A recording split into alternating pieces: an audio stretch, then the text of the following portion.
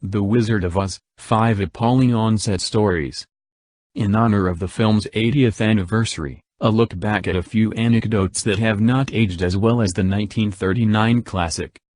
Oday, Hollywood has the special effects to launch Brad Pitt into space, the sophisticated safety standards to minimize harm on set, and, finally, the motivation to push for more equality in front of and behind the camera.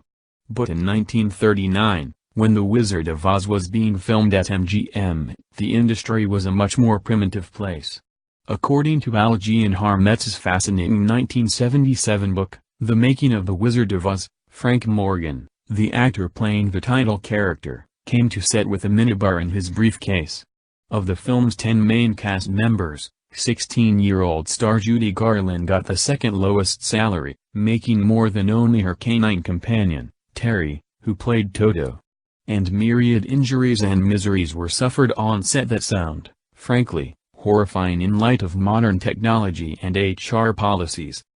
In honor of the film's 80th anniversary, here's a look back at a few shocking behind-the-scenes anecdotes that have not aged nearly as well as the film itself. The Cowardly Lion costume was constructed from actual lion hair. Before the days of synthetic fur, there was only one option for making an authentic-looking lion costume, using the hair of a real lion. Because of continuity concerns, and the fact it was impossible to find duplicate lion hides with identical colorations and patterns, Cowardly Lion actor Burt Lahr wore one costume primarily through filming. Given the costume's weight, and the fact that Lahr was filming under intensely hot Technicolor lights that had even the lesser costumed actors fainting and being carried off the set, according to cinematographer Harold Rawson, the actor thoroughly sweated through his costume each day. So much that the costume had to be put into an industrial drying bin each night to dry the perspiration. The original Tin Man was hospitalized after a makeup disaster. One night during the rehearsal period, Buddy Ebsen woke up in bed, according to the South Florida Sun-Sentinel, screaming from violent cramping in his hands, arms, and legs. When he had difficulty breathing, his wife called an ambulance and rushed him to the hospital. He remained in an oxygen tent for 2 weeks, recovering from the pure aluminum he had ingested into his lungs from his days in makeup as the Tin Man. Rather than being sympathetic to this severe reaction, the studio was furious. "They told me to get the hell back to work," Ebsen said. When the studio was told that Ebsen, whose skin had turned blue during his reaction, could not immediately return, production replaced him with Jack Haley. Though the aluminum makeup was changed, it still caused Haley a serious eye infection. In lesser makeup horror stories, actor Ray Bolger, who played the Scarecrow, removed the rubber prosthetics mask from his face the last day of filming to discover he had burlap scars around his mouth and chin. At least he was finally free from the mask, which wasn't porous, so you couldn't sweat. You couldn't breathe through your skin. We felt like we were suffocating. Meanwhile, Margaret Hamilton's friend alerted her, about a month and a half before filming ended, that she looked so odd. When she looked in the mirror, the actor realized the friend was right, her Wicked Witch of the West makeup had sunk into my skin. It must have been months before my face was really normal again. Sadly for the actors playing the Tin Man, Scarecrow, and Cowardly Lion, they were also banned from eating lunch inside the MGM cafeteria because the sight of them eating in their makeup was deemed too disgusting.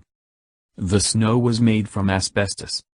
In the days before computer-generated effects, film crews had to rely on practical tricks to simulate snow.